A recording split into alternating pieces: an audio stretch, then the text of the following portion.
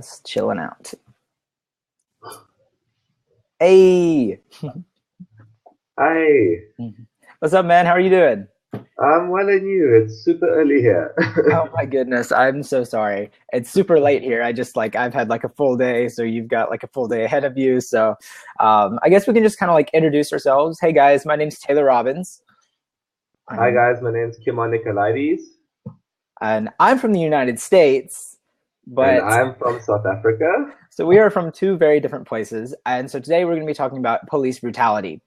And so the standpoint that I'm taking is that police brutality is sometimes needed when used in crowds to prevent crowds from becoming rowdy within themselves and causing violence to other members of the crowd.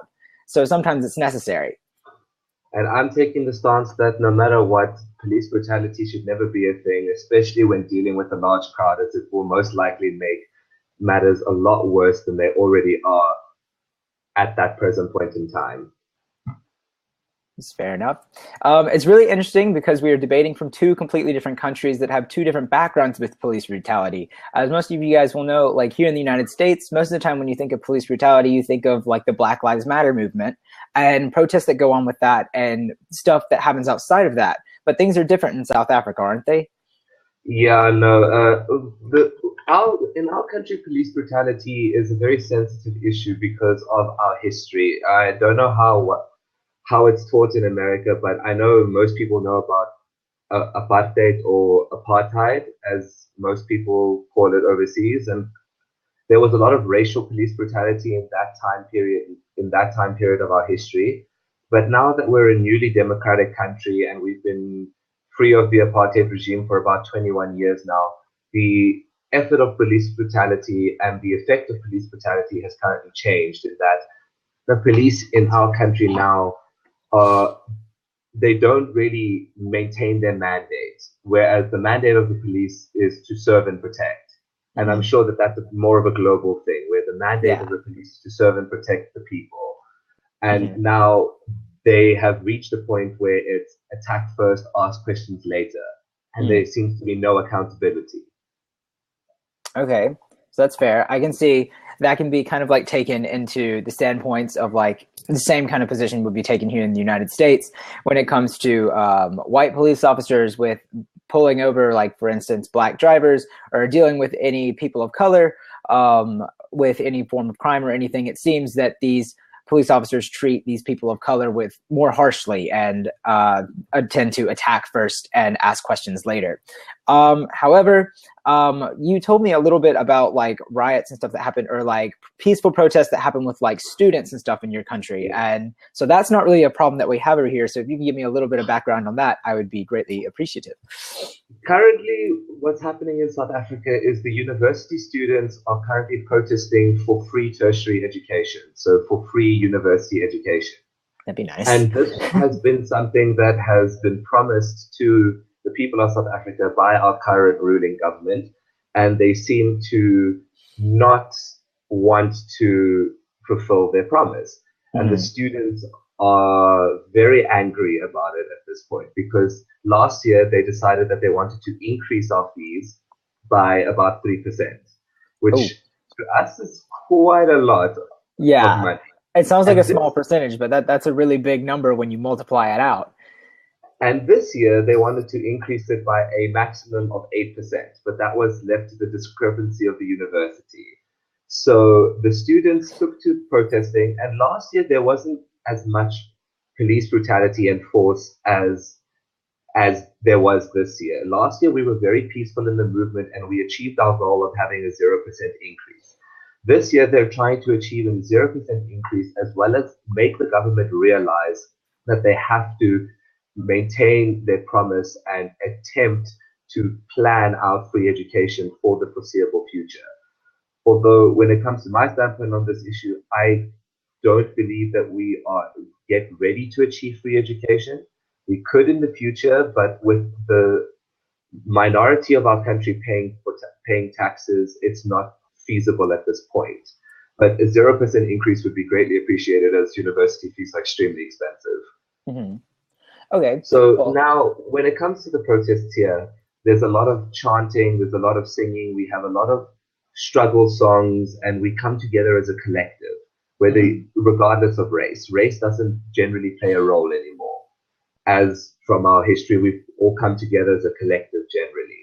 Okay. But with the black majority, as well as the black majority police force, there seems to be a lot of not a lot of racial tension, just a lot of police brutality currently in this strike, where we would be gathered outside a common meeting place to be protesting, and without warning, the police will come out, they'll fire stun grenades, they'll fire tear gas, just as in an attempt to disperse the crowd because they see it as a threat.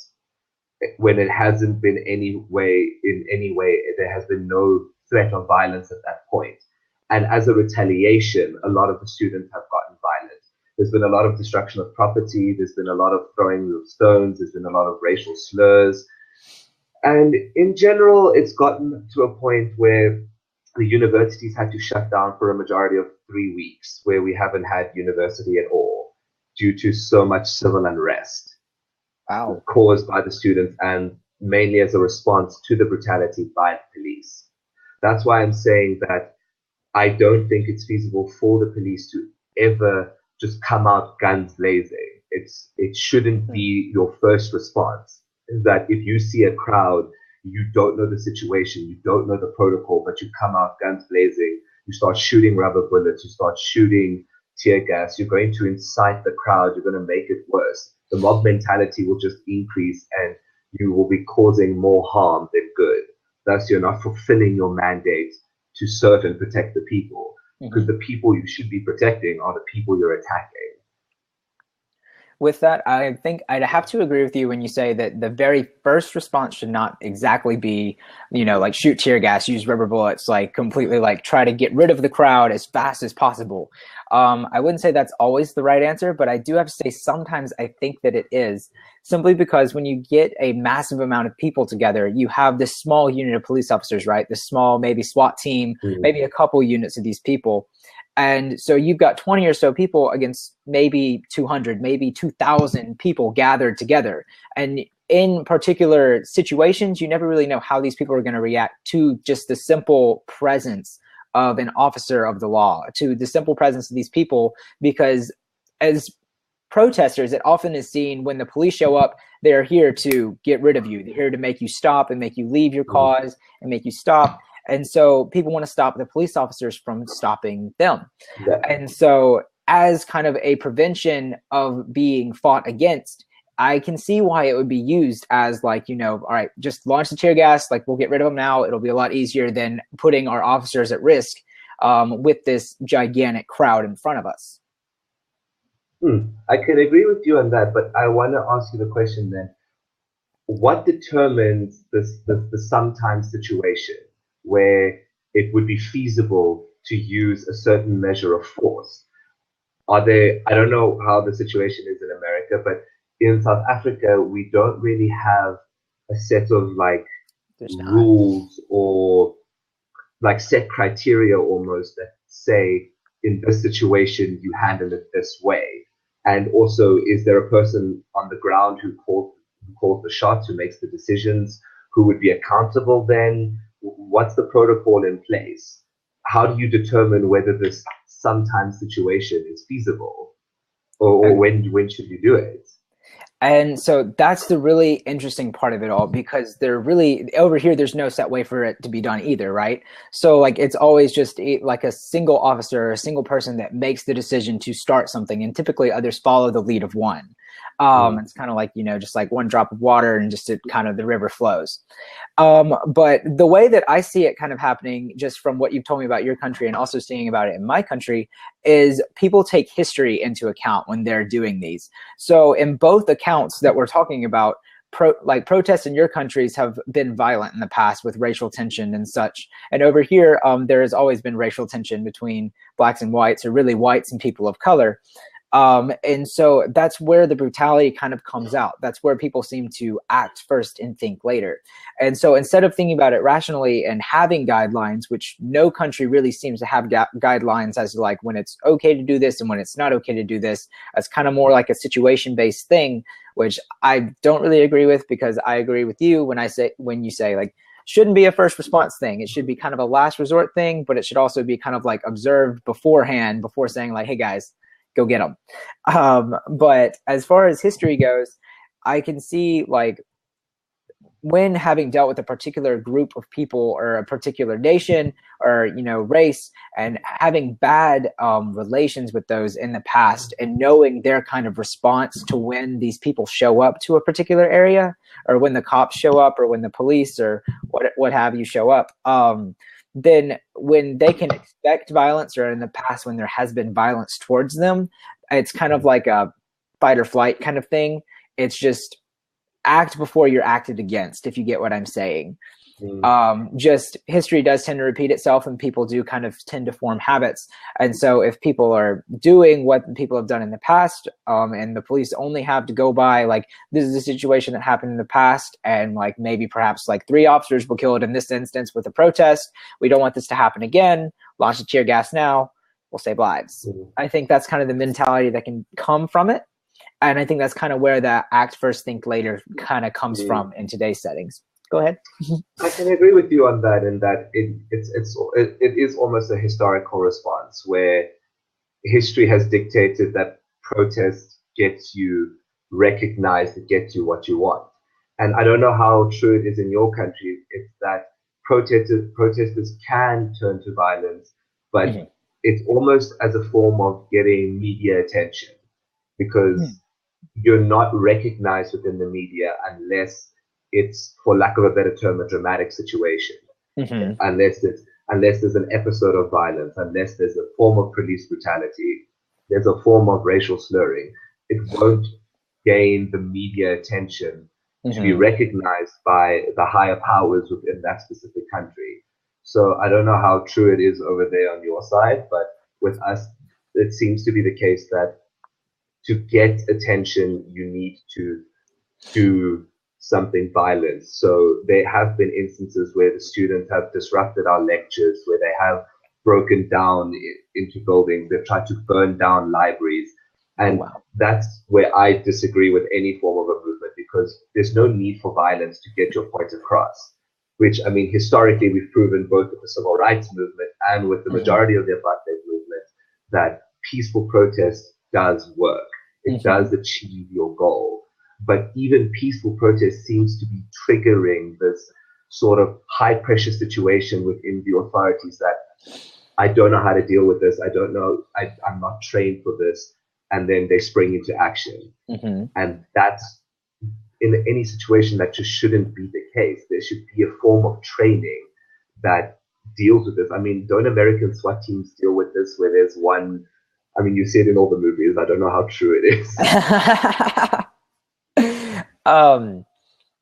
Going back to what you said just a little bit earlier, talking about like with the civil rights movement, when it comes to protesters and when you have peaceful protesters, and it's kind of like a hand-in-hand thing. When you have peaceful protesters, there's always going to be extremists. And like you're talking about these students who interrupt lectures, who are trying to burn down the libraries. Even back in the civil rights movement, we had peaceful people like Martin Luther King Jr., like all kinds of different people who were peacefully protesting, Booker T. Washington. But then you also had members of like the Black Panthers movement, and they were extremists. They were violent. They got their point across through violence, and it didn't quite work out as well for them. But that kind of is a case nowadays, because you're right. Extreme actions, drastic measures do get people's attention. It does get it out there in the world. And once it hits the media, it gets on the internet. Once it gets on the internet, there's a hashtag trending, and then everybody's worried about your cause and your plight. And then suddenly, like, things tend to change a little more quickly sometimes, but a lot of times it can also be like completely irrelevant because people tweet it, but that doesn't really do much. As far as getting your point across, it kind of hurts your cause when whoever you're protesting sees that you're doing this, because then they're like, look, like they're being crazy. Like, why should we do anything what they want, because they're doing crazy things? So I do believe, so that's like extremists kind of come with protesting, and with any kind of conflict or issue, there's always gonna be someone who takes it just that step further. And so that can be another reason why police were a little afraid or a little scared or a little more likely to become violent, or a little more necessary to become violent to defend themselves against these particular issues. We have a comment down here that I kind of like want to incorporate some of these comments into like our conversation and such. Yeah, that's right. So, like, as soon as you give police the green light to use force, you are opening Pandora's box, don't you think? Police feel untouchable so they can brutalize a crowd and easily justify it. Would you say that's kind of like true in your country? Like, police feel like they are untouchable by law I because they wouldn't. are the law? I would say that okay, this may paint my country in a slightly negative light, which it's not. It's actually a very beautiful place, Mm, and we have one of the most progressive constitutions throughout the world. But within any society, there are obviously problems, and corruption is a larger problem within our country than in most. I would say, and there is a fair amount of corruption within the police force. There are those who believe that they are above the law. I have noticed it within these protests myself that there are certain officers who feel that because they enforce the law, they are the law. And that is not the case because the mandate of the police is to serve and protect and uphold the law, not mm, to just dictate it themselves. yeah. Because, I mean, if you look at the definition of police brutality, it's police misconduct, including false arrest, intimidation, racial profiling, abuse, any form that breaks the law, basically breaks the law within itself. Hmm. And within these protests that we've had recently, there have been police officers who feel that they are above the law and they feel that they can make the law. And I feel that with that kind of power, they're just becoming almost their own mini kind of dictators that they feel that, okay, now I feel threatened, I'm going to shoot and everyone else be damned. Or it's like these Hmm. students don't know what they're doing, they're causing problems, let's just disperse them and we'll deal with the aftermath later, which seems to be a big thing all across the world. Like that Hmm. whole, we've said it previously, the whole shoot first, ask questions later. And I mean, it's been all over the media in America with the whole, but that's a whole other racial issue as well, Yeah, where it's the whole shoot first that's. with no accountability, ask questions later. But that's a debate for another time, I think. Mhm. As far as police officers above the law, it's kind of like I said with extremists and protests, there's Mm, always going to be those who think that they are above what they're a part of. There's going to be those who try to take it that step further, who think that they are the law, not that they are enforcing the law. And so there are those who are corrupt. There is corruption within the system. That's just kind of how our world works. No matter what government you look at, no matter what organization, no matter what service you look at, there's some form of corruption somewhere in there where someone's taking advantage of their position, who's using more power than they should, and stuff like that. So I can see, yeah, like you are kind of opening Pandora's box with yeah. force when it comes to police officers, because there will be some who think I can do whatever I want in this moment and I am okay with it. But then there are those loyal police officers, ones who are getting the flack for all this stuff, who follow their codes, like follow their orders, follow their laws, follow their rules to a T. They follow it all the way down to the last mark and do everything right by citizens and do everything in the correct way. But they're also getting this negative connotation from these actions of the few that think that they are above the law. So then suddenly all police officers are above the law. And then violence is carried out towards police officers. And thus, again, it becomes a danger to police officers. And as far as police brutality, like you were saying, like it is them basically doing something that might be considered against the law, against the crowd, or against somebody like that. I think that comes back to like self-defense. For instance, if someone comes after you with a knife in an alleyway in like New York City or something, and you kill them, you are acting in self-defense. You are put in an extreme situation, and thus your actions are justified because in order for you to live, like maybe you could have like incapacitated them in some way and not killed them, but killing them was the best option for you in the moment. And so I can see how that would be a way to justify not all, some police brutality as actions against some more rowdy members of the crowd, in actions of self-defense, because they may be protecting and serving, but they're also protecting their fellow squad members and themselves as well, and not being human punching bags when it comes to actions of crowds and more rowdy and violent members of protests. Then can I just pose the question to you Mhm. then? What do you think is the correct year to have in this kind of situation where you're faced with a peaceful protest that may turn violent if the crowd is energized in a specific way? Do you think that police should be carrying live ammunition with their firearms? Because I know in our country, no live ammunition is allowed. They use rubber bullets, they use stun grenades, they use tear gas. Mhm. In extreme cases, they use water like cannons and Like giant fire those kinds of things. He's sort of like giant fire hoses, but just Yeah, like a police band. I get what you mean. Hmm. Yeah, like, what do you think would be then the appropriate gear to deal with for the sake of the argument, a violent crowd, not a peaceful crowd, because what would be the appropriate gear to use? Because I know that sometimes police get trigger happy. They do. It can be, it can, I believe that there is like some mistraining occurring in officers across the world. I feel like people are undertrained and not qualified to be carrying the weapons that they are or to be handling the situations that they are. I feel like it is way too easy for people to become cops nowadays. It's way too easy for them to be put in this position of power and this position of carrying out the law and being able to be put in these situations where they're supposed to be supposedly like the bigger person. They're supposed to be making things better and they end up making things worse because they're not qualified to be doing what they're doing. So when it comes to Mm. the peaceful protests that are like happening in your country, when you get them just instantly shooting off the tear gas, that's what I think it is. I think it's mistraining. I think it's misreading a situation and not approaching it in the proper way. I would say, why are police involved in a peaceful protest in the first place? I don't know why they'd be, or a task force would be sent out against them with this kind of, with the, I can understand rubber bullets, with tear gas though, and stun grenades and stuff like that. As much as that goes against a peaceful protest of college students, I don't understand that, why that would even be used in the first place. Um, They the way they explain it to everybody, the use of the tear gas, the use of the stun grenades is to maintain a certain level of decorum while on campus.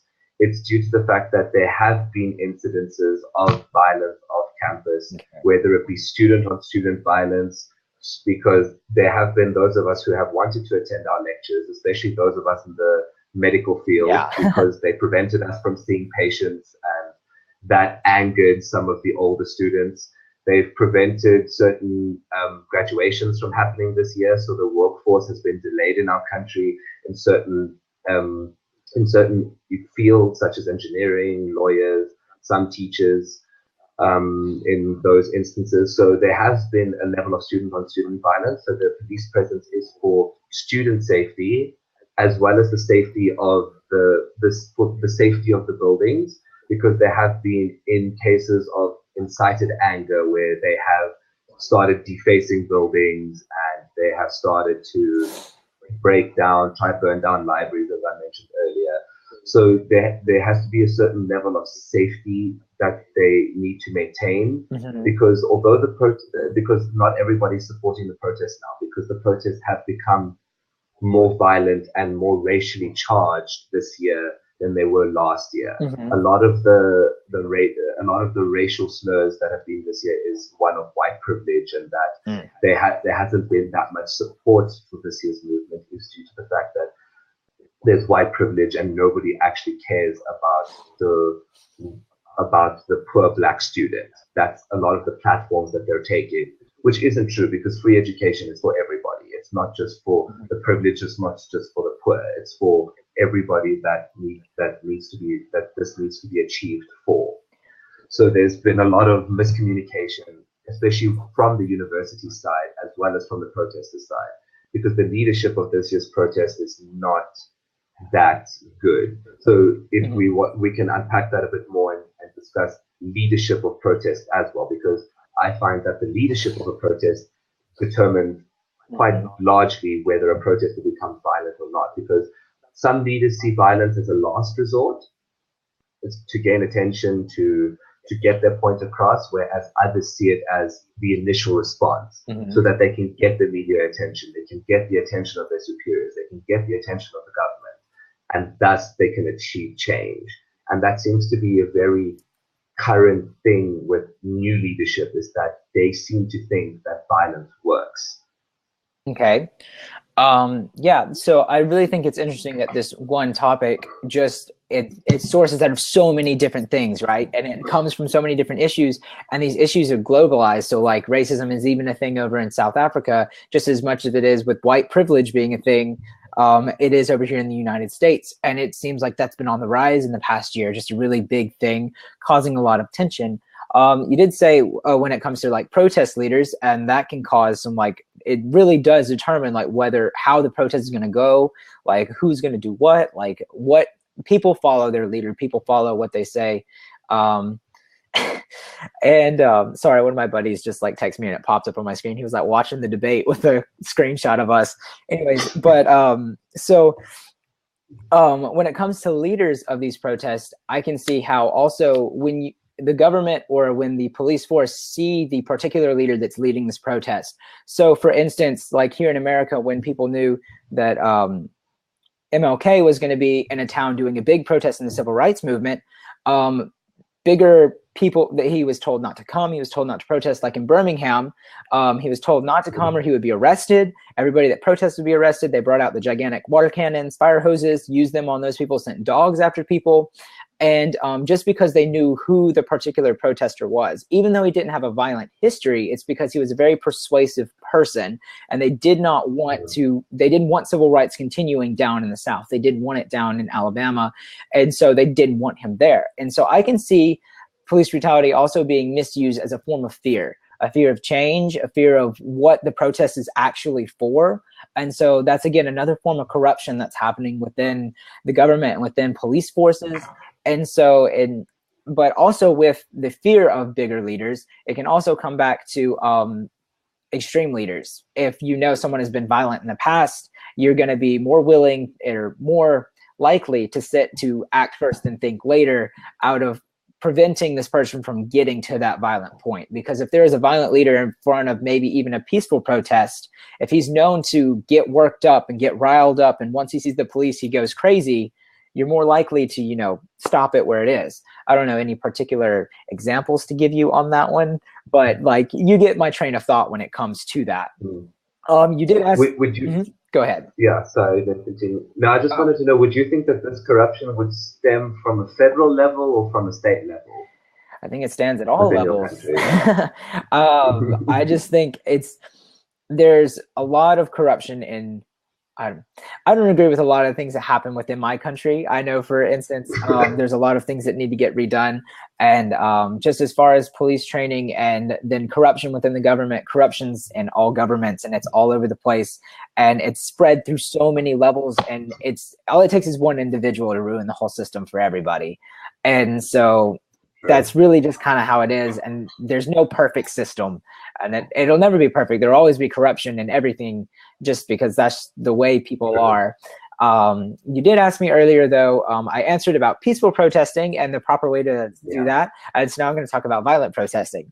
The proper way I would see for forces to be sent after and to see, and I got a little tongue tied, sorry, to take on this particular protest if it is already violent, if it's known that bad things are happening and worse things are going to continue to happen, these people are going to continue to either be hurting each other, hurting public citizens, trying to attack police officers, burning down buildings, doing crazy things like that.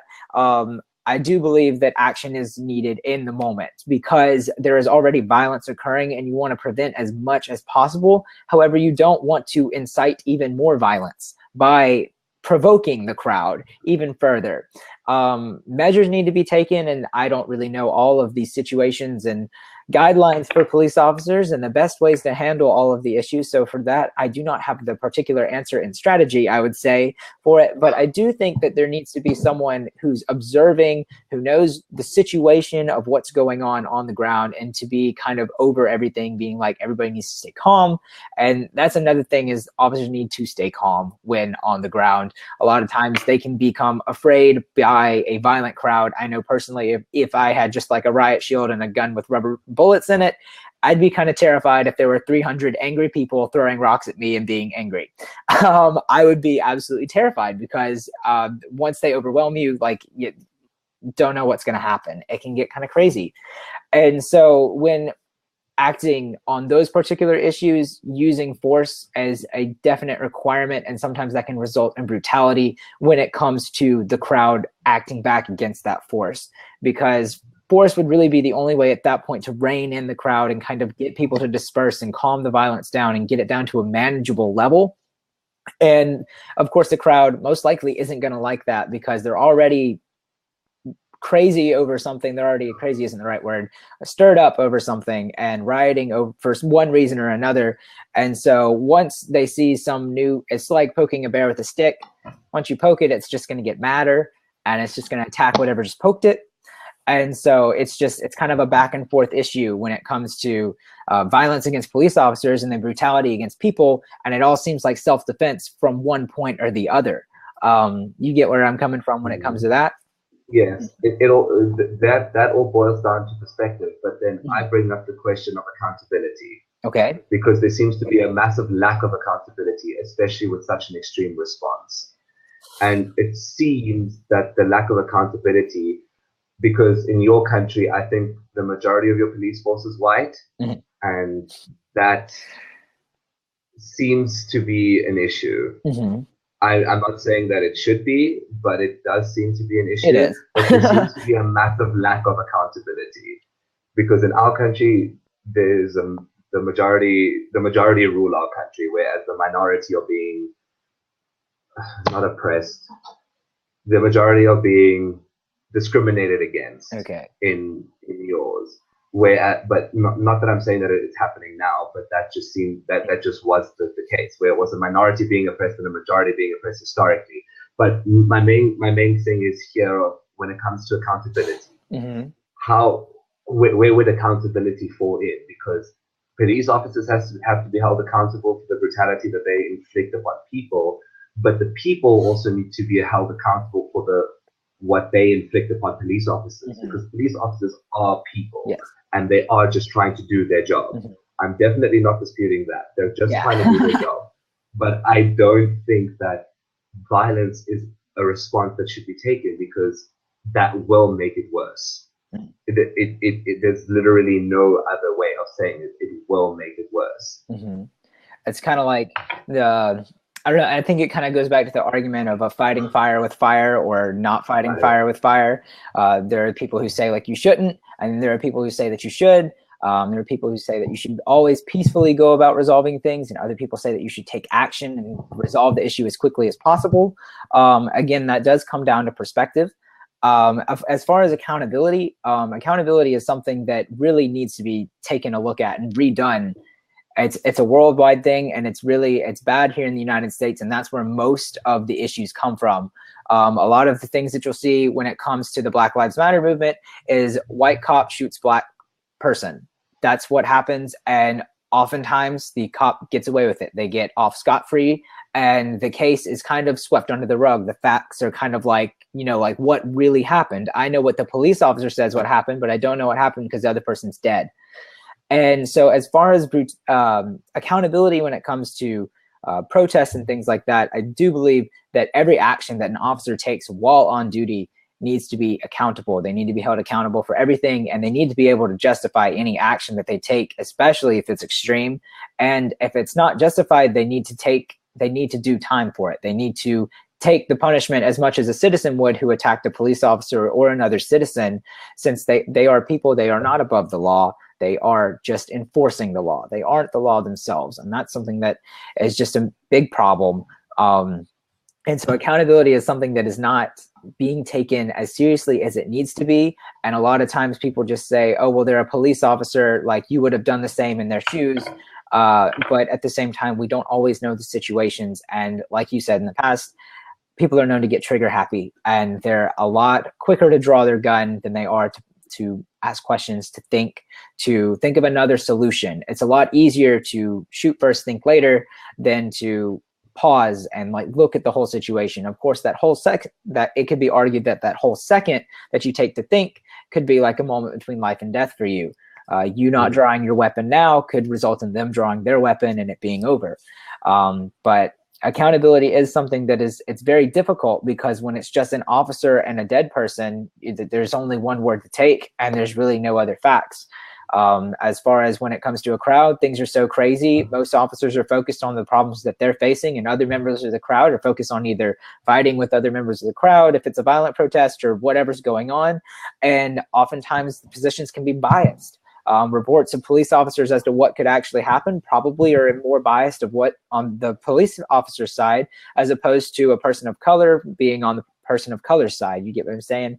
Like, there's a lot of bias, and it just comes down to playing where's the truth and where's like the actual line in the sand here, as far as accountability goes. And I think that's just always going to be an issue. There's never going to be a real way to settle that because people aren't honest. Would you say that that bias could possibly be eliminated if the American police force was more integrated than it already is? Because doing research, there seems to be a lack of colored representation within the police force across America. And I would say maybe more specifically within the southern states. I don't know if that's still true, but would you say that if there was a more integrated police force, would we ever get to the point of violence? Because there would be a more open channel of communication between the police and between protesters if the police force was more integrated. That is a very interesting thing that I am like excited about to get to talk about. Okay, so when it comes to integrating the police, I'm sorry, like I get excited when I talk about these kind of things. So when it comes to integrating the police force, this is something that I talk about when it comes to gay rights movements, especially nowadays. And it's something that a lot of people don't understand. It's not something, we couldn't just like take the police force and cut it in half and be like half white, half black integration right now. You can't just like do it all of a sudden. And racism is still a thing today because racism was a huge thing 100 years ago. Like, civil rights movement wasn't that long ago when you think about it. It was less than a century ago. Like, it's still recent and relative. And we're still having problems with it today. And so it's just a slow, very, very slow progress. And progress happens extremely slowly. That's the only way to go about doing it.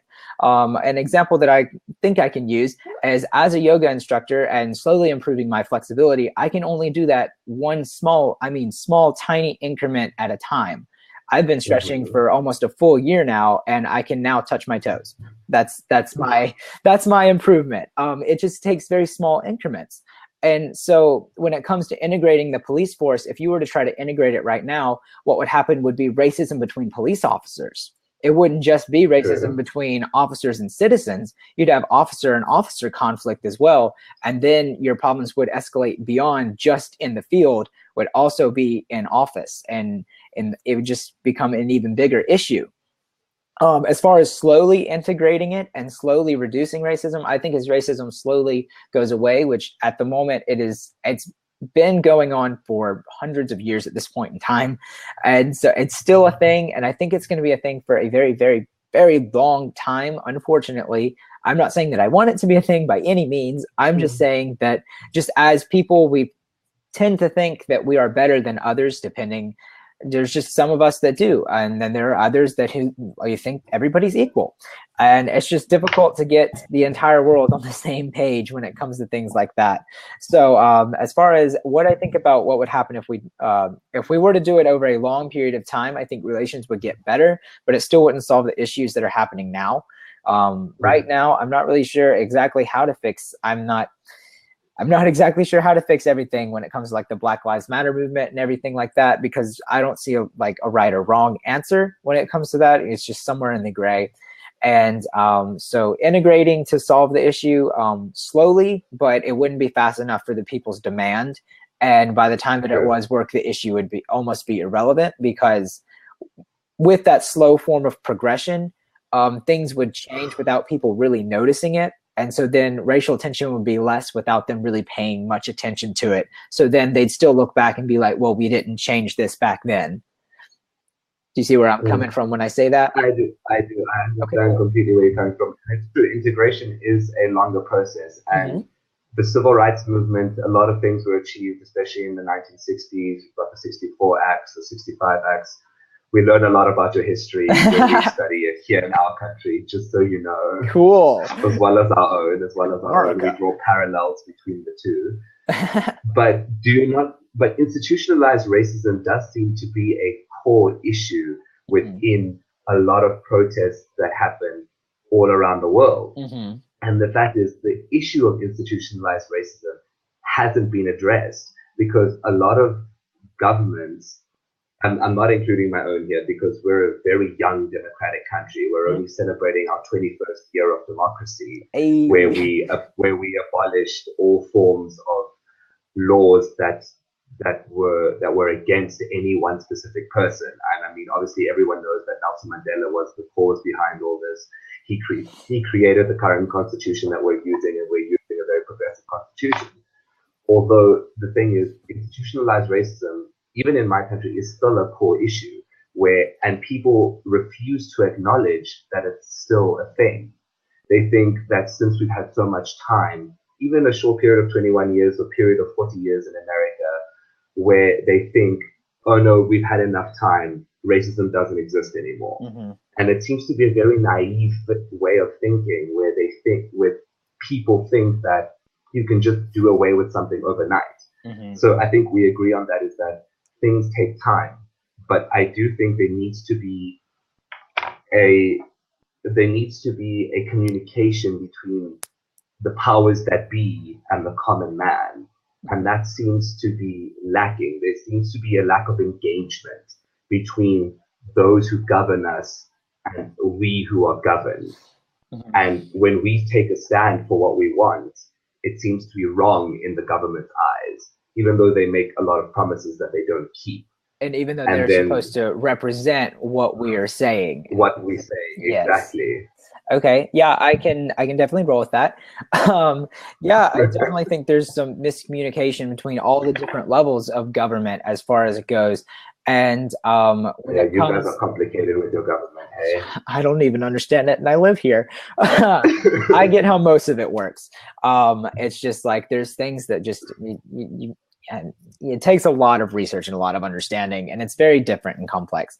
But as far as like communication between the people, the government, and then police and everything that comes down in between, it's just this huge umbrella, right? And the government's up here on top, and everybody and the rest of us are spread out underneath. So when it comes to like your country, when you guys have these protests for things that your government promised, but then they're not delivering on, and they're actually going in the opposite direction, that can be an extremely big miscommunication, which causes protest, which then causes anger and causes violence towards the government because they are mistreating their people. And that's what leads to civil unrest. That's what leads to civil, I'm trying to think of the words. I can't think of what I'm trying to think of, so I'm just going to keep going. Civil unrest. I do follow you. And basically just like unhappiness with the government. And so then the government responds responds to violence and unhappiness and anger with more violence, unhappiness, and anger. And since they are over the people, and since they are representatives of the people, even though they're not doing what they're supposed to be doing, they still want to keep their country in order, and they want to keep doing what they're doing. And again, that's corruption at the upper level. That's where if they're not doing what they were elected to do and what they promised to do when they were electing, that would be, it just sucks because you vote for these people and they tell you what they're going to do and then they do the exact opposite. And that's just, there's not much you can do about it except for like outing the leader and getting a new one. And that's when like civil war happens, and that's always not fun. But as far as government responding to the anger of its citizens, it can often use the police force. And so then the police force is seen in this negative connotation or this negative way when it's not necessarily them that are acting, when they're simply acting in the way that they're ordered to do and doing what they're told to, and then resulting in brutality and things such as that when it comes to self-defense, because they're put in these dangerous situations by people who aren't having to face these situations themselves. True. So True. that is where that comes from for me, and that is why I still believe that sometimes brutality is a result of force that is necessary when it comes to sometimes violent, sometimes peaceful protest, simply because they're doing their job, they're doing what they're told to do. And when it comes down to self-defense and it's you or me, I'm always going to pick me. And that's just human nature, survival of the fittest. Of human nature. I mean, indeed. I mean, it's just, yeah, we prefer to live ourselves. And I honestly say that I would do the same if put in a certain situation. And if I was facing a crowd, I would rather, and they were being violent and I was scared for my life, I would probably act violent as well. That or run away. Fight or flight, man, fight or flight. But Fight or flight, fight or flight. that is just, I do believe that's just where brutality can result from and where I think that it is justifiably resulting from. I do agree that there is brutality happening across the world that is unnecessary and that has no reason. There's no purpose for it, and it's completely unjustified and people need to face the causes of their actions. They need to gosh, I am running out of words and I don't even know. They need to face the consequences. That's the word. They need to face the consequences of their actions because they're doing things they're not supposed to do and they're trying to justify it by saying things that they shouldn't. So I think that Then I guess we can say we've reached the conclusion is that police brutality arises because of force, and force is sometimes necessary. Although when police brutality is present, there needs to be a form of accountability, and there definitely needs to be a change in the training of police, and definitely be a bit of an uppage in the police force, for lack of a better term. Again, I'm also losing my words. it's We fine. need more police officers. We need better training, and we need a method of accountability because you can't just be using cell phone footage to prosecute one side of the story or another side. There needs to be accountability on both sides, from both the citizens who are violent, the police who are brutal. But it seems to be that brutality, and it's something I was reading in the comments just now, and it's something that we didn't really distinguish between, is that force doesn't always equal brutality. Mm-hmm. Sometimes force is necessary, and that was the main line of your argument. I'm just like Yeah. agreeing that force doesn't always equal brutality, and sometimes force is necessary. Mm-hmm.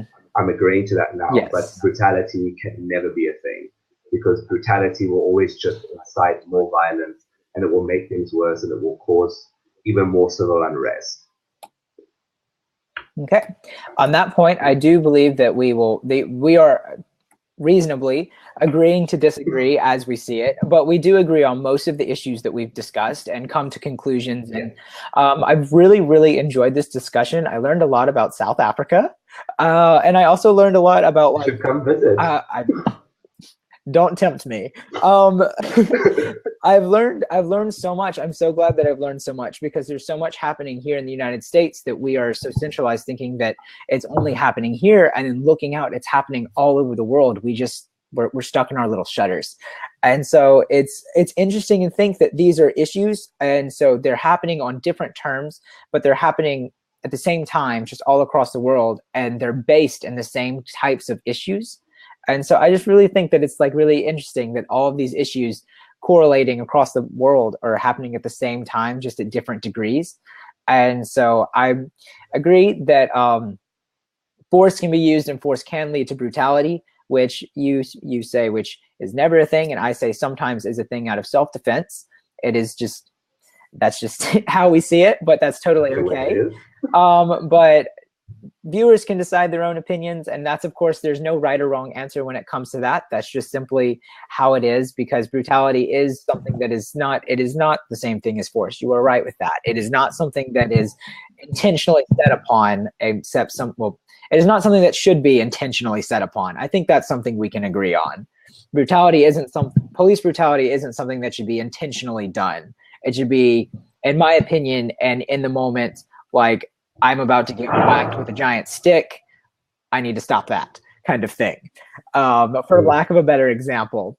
But I do believe that is where I would draw the line as far as that goes. But this has been a very interesting discussion, and I thank you so much for commenting it on my debate in the first place, and for having this discussion with me, taking time out of your day and getting up super early for this. I've honestly, this has been so amazing. So with that, I think we can call this debate concluded. Indeed. So I hope that everybody watching enjoyed this debate. I hope you guys learned half as much as I did, because I learned so much. I hope you enjoyed it. Don't forget to click whether you agree, disagree, or whether you're still unsure. Leave some comments underneath below this debate for as to like what you think maybe. And yeah, so I hope you guys have a fantastic night. You have a fantastic day, Kimon. I hope you have a Thank great you. day. Rest well. And hopefully we get to chat or maybe do a debate or something again soon because I really enjoyed this. So I enjoyed it too. Have a good night. I will. I get to go study for a physics test. So Oh, no, don't get me started. I have to study for one too. we just won't talk about it. Anyways, all right. I will see you guys Bye. later.